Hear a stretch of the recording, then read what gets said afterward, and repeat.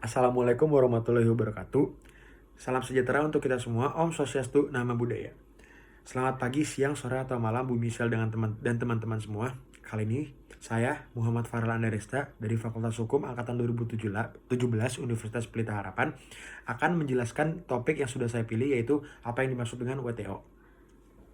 Baik, yang pertama-tama WTO atau yang berkepanjangan World Trade Organization itu terbentuk pada tahun 1995. Apa itu WTO? WTO adalah organisasi antar pemerintah dengan tujuan untuk membuat perdagangan antar negara semakin terbuka dengan penurunan bahkan peniadaan hambatan tarif atau non-tarif. Pembentukan organisasi perdagangan dunia dilatar belakangi dengan berakhirnya Perang Dunia Kedua. Jadi kala itu setelah Perang Dunia Kedua, gara-gara perang, perekonomian dunia itu sedang hancur-hancurnya karena Perang Dunia tersebut.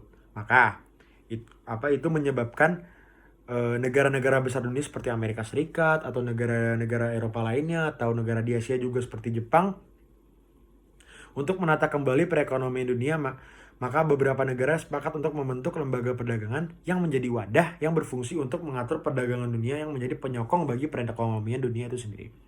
Pada saat itu dibentuklah organisasi tersebut yang dinamakan GATT atau berkepanjangan General Agreement on Tariff and Trade pada tahun 1948 sampai dengan 1994.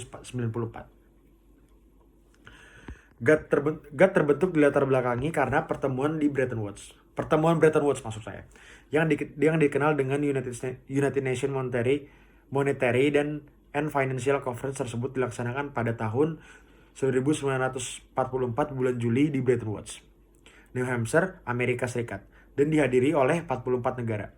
Pertemuan tersebut merumuskan financial agreements untuk membangun perekonomian dunia setelah Perang Dunia Kedua, dan hal ini menjadi cikal bakal sejarah liberalisasi atau globalisasi. Pertemuan Bretton Woods ini menyepakati 3 hal, yaitu yang pertama, tiga hal pilar ekonomi maksud saya. Yang pertama ada IMF atau International Monetary Foundation yang didirikan pada tahun 1946. Yang kedua ada IBRD atau International Bank of Reconstruction and Development, Reconstruction and Development. Selanjutnya menjadi World Bank yang didirikan pada tahun 1945.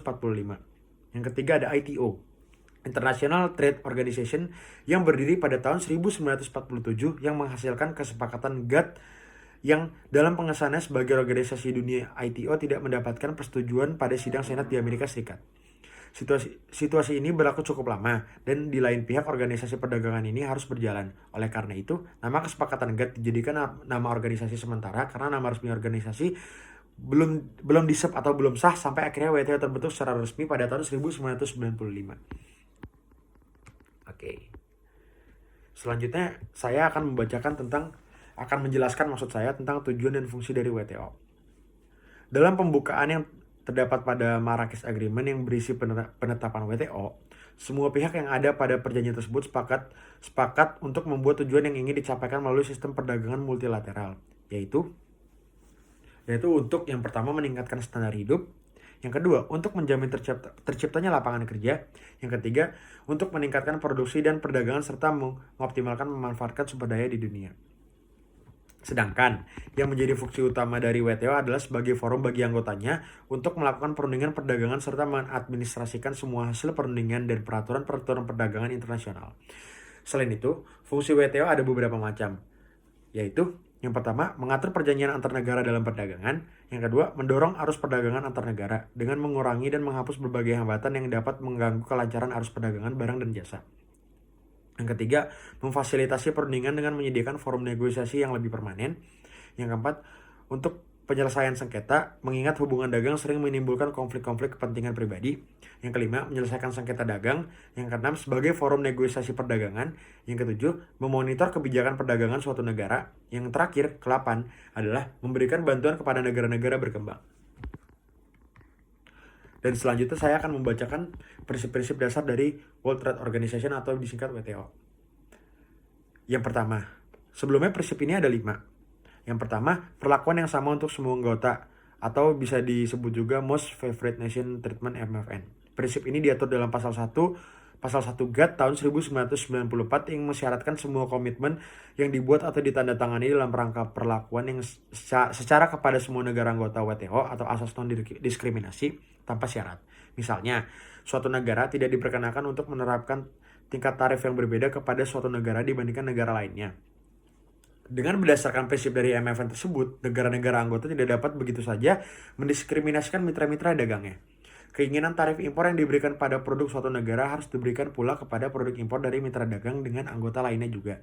Jadi pada intinya, negara-negara yang terdaftar dalam WTO ini, mereka tuh harus adil kepada seluruh anggota yang ada di WTO tersebut. Tidak boleh pilih kasih atau gimana pun yang menjadi membuat sifat tidak adil kepada sesama anggota WTO. Yang kedua ada peningkatan tarif atau tarif banding. Prinsip ini diatur dalam pasal 2 GATT tahun 1994 di mana setiap negara anggota GATT atau WTO harus memiliki daftar produk yang tingkat biaya masuk atau tarifnya harus diikat atau bisa disebut juga dengan legally bound. Pengikatan atas tarif ini dimaksudkan untuk menciptakan prediktabilitas dalam urutan bisnis perdagangan internasional atau ekspor. Artinya, suatu negara anggota tidak diperkenakan untuk sewenang-wenang merubah atau menaikkan tingkat tarif biaya masuk. Yang ketiga ada perlakuan nasional atau national treatment. Prinsip ini diatur dalam pasal 3 GATT tahun 1994 yang mensyaratkan bahwa suatu negara tidak diperkenakan untuk memperlakukan secara diskriminasi antara produk impor dengan produk dalam negeri, dengan tujuan untuk melakukan proteksi. Jenis-jenis tindakan yang dilarang berdasarkan ketentuan ini diantara lainnya pungutan dalam negeri, undang-undang, peraturan dan persyaratan yang mempengaruhi penjualan, penawaran penjualan, pembelian, transportasi, distribusi, atau penggunaan produk. Pengaturan tentang jumlah yang mensyaratkan campuran, pemrosesan, atau penggunaan produk-produk dalam negeri, negara anggota diwajibkan untuk memberikan perlakuan sama atas barang-barang impor dan lokal paling tidak setelah barang impor memasuki pasar domestik. Yang keempat, ada perlindungan hanya melalui tarif. Prinsip ini dalam pasal 11 dan mensyaratkan bahwa perlindungan antar industri dalam negeri hanya memperkenakan melalui tarif. Yang terakhir, perlakuan khusus dan berbeda bagi negara-negara berkembang atau Special and Differential Treatment for Developing Countries atau SND. Untuk meningkatkan partisipasi negara-negara berkembang dalam perundingan perdagangan internasional, SND ditetapkan menjadi salah satu prinsip GATT atau WTO. Sehingga semua persetujuan WTO memiliki ketentuan yang mengatur perlakuan khusus dan berbeda bagi negara berkembang. Hal ini dimasukkan untuk memberikan kemudahan bagi negara-negara berkembang anggota WTO yang melaksanakan persetujuan WTO. Lebih tepatnya untuk negara-negara berkembang seperti kita ini Indonesia, namun setahu saya Indonesia itu sudah tidak terdaftar lagi dalam WTO. Terbukanya pasar nasional terhadap perdagangan internasional dengan pengecualian yang patut atau fleksibilitas yang memadai dipandang akan mendorong dan membantu pembangunan yang berkesinambungan, meningkatkan kesejahteraan, mengurangi kemiskinan, dan membangun perdamaian dan stabilitas.